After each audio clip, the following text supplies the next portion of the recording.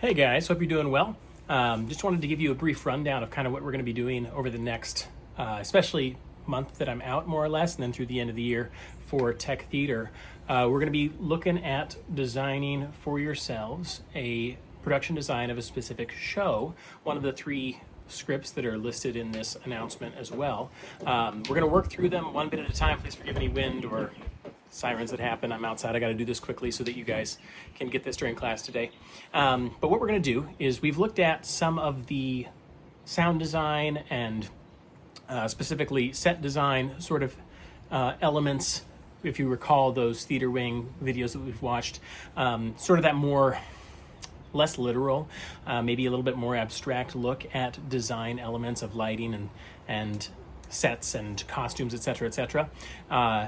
So that's what we're going to do. I'm going to teach you guys how to do that sort of thing. How do you come up with those creative ideas? How do you come up with tearing out the floor and replacing it with glass and creating this barbed wire look, or if you'll remember from Ricardo Hernandez and the set design video, the sort of canister lights that were reminiscent of sewers and that sort of thing. So how do you do that? How does a designer come up with that? Or even more specifically, how does a director sort of set that groundwork, lay that groundwork for a complete conceptual design that is uniform between all the technical directors? So that's what we're going to look at. We're going to start very basic. We're going to go step by step. We're going to walk through each little bit. Each little section will be part of, or shouldn't be part of, rather, I should say, that each little section will be its own assignment that will then come together to be a part of the design as a whole.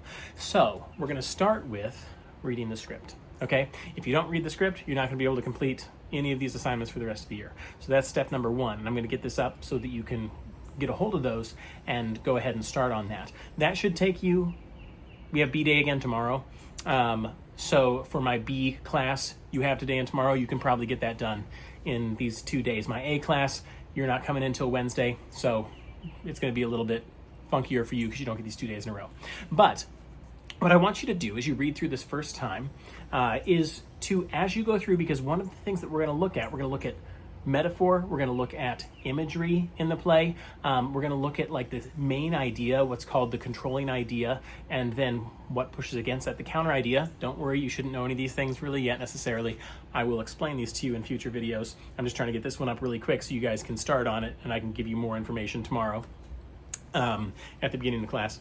But what I want you to look for as you start to read this today, first, you've got three options, so make sure you select the play that you want. We're looking at Doll's House by Henrik Ibsen, Twelfth Night by William Shakespeare, and the other option is Almost Maine, which is a more modern, whimsical sort of look at romance. These are the three options you can choose from.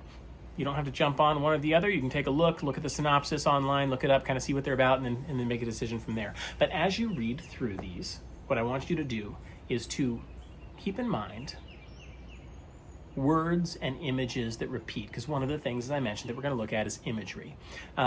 So what is sort of some repetitive visual things that are coming about? Now, this could mean like the same word over and over again, like in A Midsummer Night's Dream, they mentioned the moon a lot. So this would be lunar imagery or imagery of the moon that comes up over and over and over again. And that would be sort of a singular word oftentimes, although they reference it other ways as well. But the moon, that might be the imagery. Or you may look at, again, Midsummer Night's Dream. Another piece of repetitive imagery might be love or a heart. And that may not be always the same word, but you may have different words like heart or like love or like passion, or these things that all sort of feed to the same general idea. Or maybe food, for example. Cake might be mentioned, or hot dogs, or mead, I don't know. So food and drink and beverage, this would also maybe be some imagery. Now, you're not going to do the imagery stuff right now, but I just want you to keep an open mind as you read through the first time, because that's, of the things we're going to do, that's the one that is very specific with the script in the text. So first things first, you're going to pick a script, you're going to start reading it. I'm going to come back, I'm going to get another video in to get to the beginning of the class tomorrow, but I want to get this one up really quick so you have a basic idea of what's going to happen. Feel free to shoot me a message with any questions, but the first thing first is read the script. Don't overwhelm yourself. Just pick one and start reading. Enjoy it, and I'll get to the next thing tomorrow. Again, it's probably going to take you a couple days to read one of these scripts. So by the time you finish that up, then I'll have more information for you on the next step as we go through this process. Anyway, hope you're doing well. I'll send in another video tomorrow. All right. Thanks, guys.